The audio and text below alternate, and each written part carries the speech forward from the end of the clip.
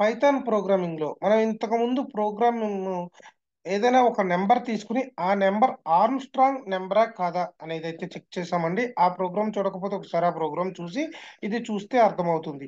ఈ ప్రోగ్రామ్‌లో అయితే ఫర్ ఎగ్జాంపుల్ 100-10,000 మిడిల్‌లో ఉన్న ఆర్మ్‌స్ట్రాంగ్ నంబర్స్, లేదా 100-1000 మిడిల్‌లో ఉన్న ఆర్మ్‌స్ట్రాంగ్ నంబర్స్ ఏముంటాయో అవి ప్రింట్ చేయాలి. అవి ఏ విధంగా ప్రింట్ చేస్తాము అనేదైతే చూద్దాము. దీనికోసం నేనిక్కడ 2 వేరియబుల్స్‌నైతే తీసుకున్నాను. Number 1 lower and upper. అంటే లోవర్ వాల్యూ నుంచి అప్పర్ వాల్యూ నేను ఇస్తే గనక ఇన్పుట్‌లో నాకు ఆ మిడిల్‌లో ఉన్న ఆర్మ్‌స్ట్రాంగ్ నంబర్స్ అయితే నాకు ప్రింట్ అవ్వాలి. దీనికోసం నేను లూప్ రన్ చేస్తున్నాను. ఫర్ ఎన్ ఇన్ రేంజ్ నాకు ఎన్ అని కన్నా నంబర్ అని తీసుకుంటున్నాను. NUM in range. నాకు ఈ రేంజ్ ఎక్కడి నుంచి ఎక్కడి వరకు కావాలి? లోవర్ నుంచి అప్పర్ వరకు. అప్పర్ వరకు చెక్ చేయాలి అంటే మనం ఏదైనా మాక్సిమం వాల్యూ ఇస్తే దాని ముందు వాల్యూ వరకు చెక్ చేస్తుంది. సో నేను అప్పర్ +1 అని ఇచ్చాననుకోండి, అప్పర్ వాల్యూ వరకు కూడా మనకి చెక్ చేస్తుంది. ఇక్కడ మనం ఇది ఏంటంటే ఫర్ ఎగ్జాంపుల్ లోవర్ 100 ఇచ్చి అప్పర్ 1000 ఇచ్చామనుకోండి, 100 నుంచి చెక్ చేసుకుంటానే వెళ్తుంది. ఫస్ట్ నంబర్ అనేది 100, తర్వాత నంబర్ అనేది 101, తర్వాత నంబర్ అనే వేరియబుల్ 102, ఇలా ఒక్కొక్క నంబరు ఆ నంబర్ అనే వేరియబుల్‌లో స్టోర్ అయ్యి అప్పుడు చెక్ చేసుకుంటుంది. సో నేను దానికోసం ఈ నంబర్ ఏదైతే నంబర్ ఉంటుందో ఆ నంబర్ యొక్క లెంత్ అనేది ఫైండ్ ఔట్ చేస్తున్నాను. ఎందుకంటే ఆ నంబర్ యొక్క డిజిట్స్ 3 ఉన్నాయనుకోండి, క్యూబ్ అవ్వాలి నాకు. క్యూబ్ జరగాలి ఆర్మ్‌స్ట్రాంగ్ నంబర్ కోసం. 2 ఉంటే స్క్వేర్ జరగాలి. 4 ఉంటే ఆహ్, పవర్ ఆఫ్ 4 అనేదైతే జరగాలి. దానికోసం నేను order equal to length of ఆ నంబర్‌ని స్ట్రింగ్‌లోకి కన్వర్ట్ చేసి దాని లెంత్ అనేదైతే తెలుసుకుంటున్నాను.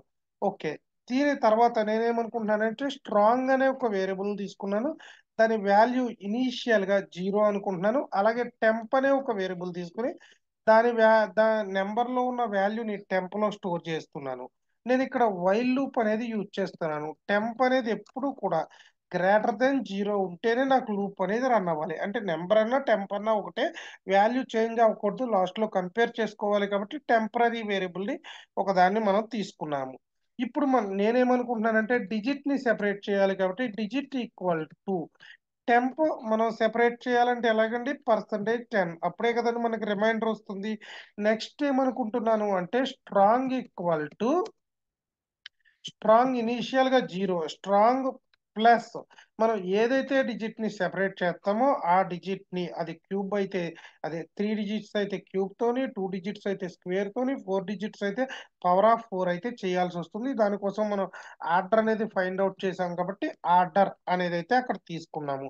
నెక్స్ట్ ఏంటంటే temp equal to temp by మరొక డిజిట్‌ని సెపరేట్ చేయడం కోసం టెంప్ బై 10 అనేదైతే చేశాను. చేసిన తర్వాత ఇప్పుడు కంపేర్ చేస్తున్నాను. ఇఫ్ మన నంబర్ ఈక్వల్ టు ఫైనల్‌గా వచ్చిన స్ట్రాంగ్ వాల్యూ ఈ 2 కూడా ఈక్వల్ అయితే నాకేం కావాలి? ప్రింట్ అవ్వాలి. ఏమని ప్రింట్ అవ్వాలి? మనం తీసుకున్న నంబర్ అనేది ప్రింట్ అవ్వాలి. నంబర్ అక్కర్లేదు. లేదా స్ట్రాంగ్ అనేది నాకు ప్రింట్ అవ్వాలి. సో మనకి 100, 10,000 మిడిల్‌లో ఆర్మ్‌స్ట్రాంగ్ నంబర్ చాలా ఉంటాయి కదండీ! అవన్నీ కూడా పక్కనే ప్రింట్ అవ్వడం కోసం నేను జస్ట్ ఎండ్ అనేదైతే తీసుకోవడం అయితే జరిగింది. ఇప్పుడు ప్రోగ్రామ్‌నైతే నేను సేవ్ చేసి రన్ చేస్తున్నాను. మనకేం రన్ అవుతుందో చూద్దాం మనం. ఓకే. మనం రన్ చేస్తే మనకి ప్రోగ్రామ్ ప్రకారం లోవర్ వాల్యూ అడుగుతుంది. నేను 100 అనేదైతే ఇచ్చాను. అప్పర్ వాల్యూ అనేది 500 అనేదైతే ఇచ్చాను. చూడండి 100కి, 500కి మిడిల్‌లో ఉన్న ఆర్మ్‌స్ట్రాంగ్ నంబర్స్.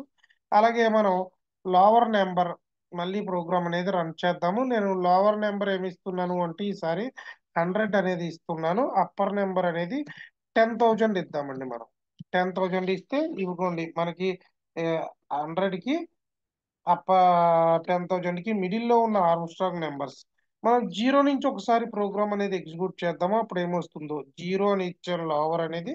ఇది మాత్రం 10,000 ఇచ్చాను. అప్పుడు చూడండి ఇక్కడ 0, 1, 2, 3 ఇవన్నీ కూడా సింగిల్ డిజిట్స్ కదండీ! 1ని 1తో పవర్ చేసామనుకోండి 1 వస్తుంది. 2ని 2తో పవర్ చేసినా 2 వస్తుంది.